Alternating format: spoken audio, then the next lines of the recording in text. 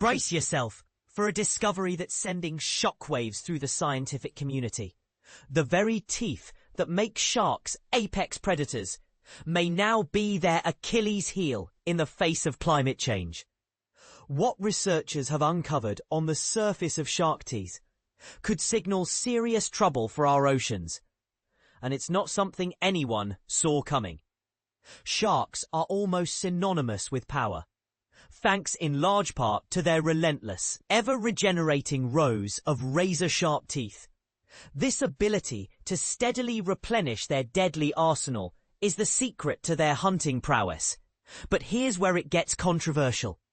That evolutionary advantage might soon become a point of vulnerability as the oceans continue to transform. A team from Heinrich Heine University in Düsseldorf, Germany, delved into the fate of blacktip shark teeth under varying levels of ocean acidity. Their research, published in the journal Frontiers in Marine Science, paints a sobering picture. As the ocean becomes more acidic, a direct result of rising carbon dioxide emissions, shark teeth begin to suffer alarming damage. These teeth have evolved to cut through flesh with ferocious efficiency, but aren't built to withstand corrosive seas, explains Maximilian Baum, biologist and lead author of the study. Now, here's the part most people miss. The hidden harm isn't obvious to the naked eye.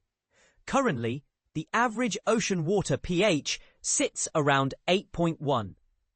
But with unchecked CO2 emissions, scientists warn the pH could plummet to 7.3 by 2300, making the water nearly 10 times more acidic than today. To explore this possible scenario, the researchers collected over 600 naturally shed shark teeth from aquarium-dwelling blacktip sharks. Focusing on 16 undamaged teeth, the team subjected them to 2 controlled environments for 8 weeks, one mirroring today's typical pH of 8.1, and the other mimicking the highly acidic future projection of 7.3.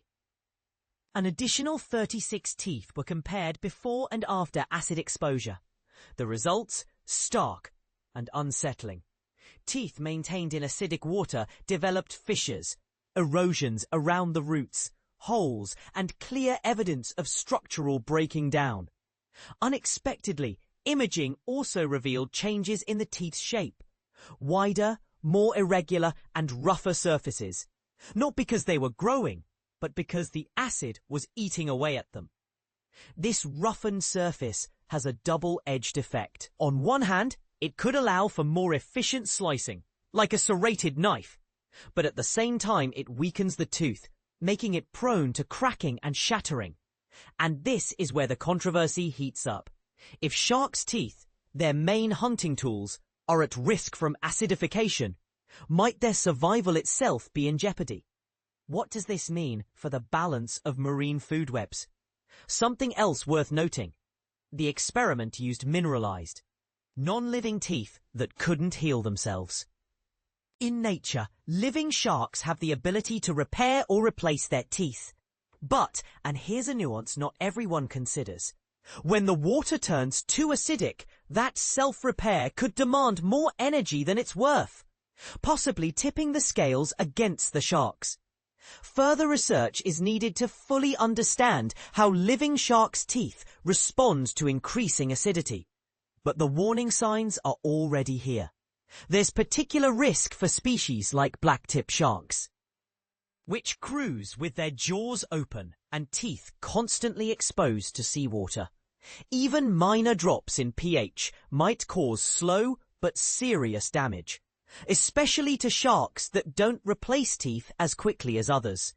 It only takes tiny, nearly invisible cracks to rob these predators of their hunting edge. If we don't keep ocean pH close to its current level of 8.1, we risk undermining the tools that top predators depend on, says Baum. This study is a powerful wake-up call that climate change sets off domino effects, cascading through entire marine ecosystems. And here's the real cliffhanger. If apex predators' teeth are already degrading as the oceans acidify, what unseen damage is happening elsewhere in marine life? Are we prepared for the chain reaction that could ripple through underwater habitats if these invisible cracks spread further? So, what's your take? Is it an overblown worry, or are we failing to see the iceberg beneath the surface? Should we prioritize climate action to safeguard the very foundations of marine life? Or is nature more resilient than we think? Dive into the discussion and share your perspective below. Are the dangers exaggerated? Or is this the warning sign we can't afford to ignore?